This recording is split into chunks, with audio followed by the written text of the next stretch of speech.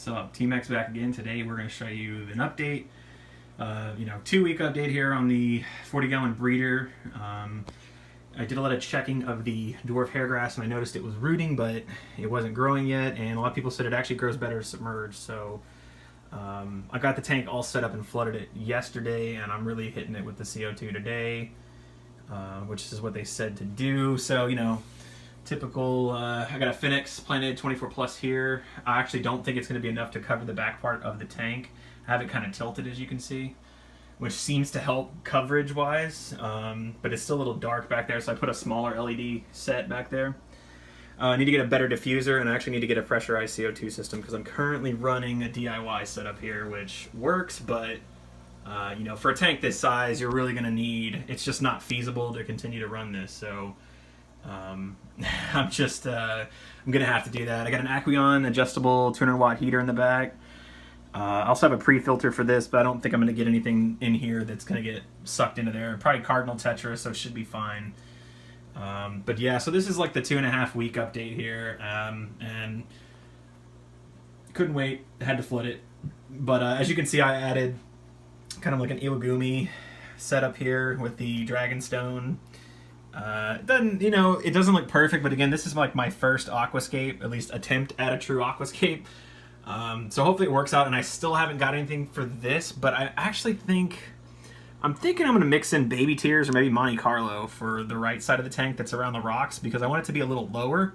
If it sits lower, it should look a little better, and then this will be like an open field with taller grass in it.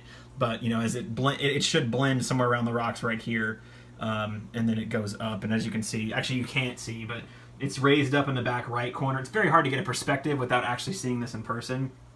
And then it actually dips like a valley. So this side on the left here is raised, and it dips, and it kind of comes back up, and then the highest point of the tank's here in the back right. So again, my first attempt at an aquascape, and I think they call this iwagumi, which is like rocks only, no driftwood. I don't think I did it properly. I'm sure it's not done by the book, but like I said, this is my first attempt at it. And I'm liking the way the tank looks. I mean, overall, I think it's going to look really good once it grows in. I've got some Flourish Excel coming in today. So I'm just going to keep hitting it with CO2, and I'm hoping this is enough. Honestly, I don't think it is for this size tank.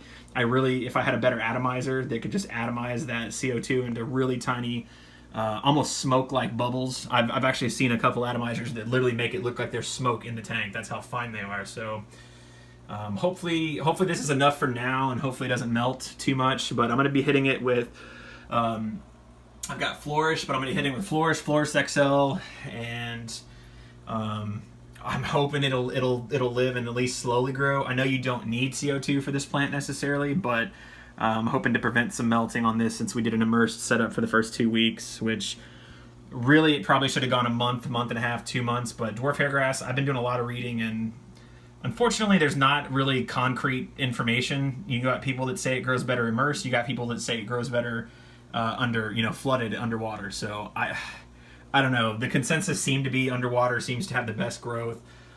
This tank has really good circulation. Running an aqua clear 70 on this 40-gallon breeder, so it's much larger than it actually needs to be. And I run it on full usually because it gets louder when I do that, but it's still pretty quiet. And this tank was a little cloudy when I flooded it, but man, I woke up this morning and it was super clear. So most of what you're seeing there is actually CO2 bubbles that are left over from this. They're actually getting hit by the current, and then they're coming this way, and they're kind of just making their way through the tank. So but yeah, anyways, yeah, just a quick update on this tank.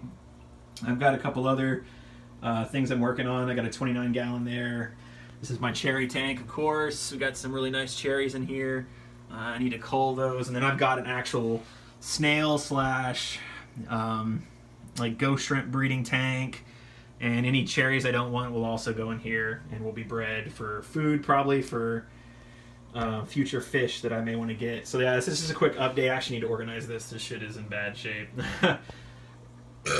But yeah, anyways, this is my 40 breeder, and this is basically my fish room.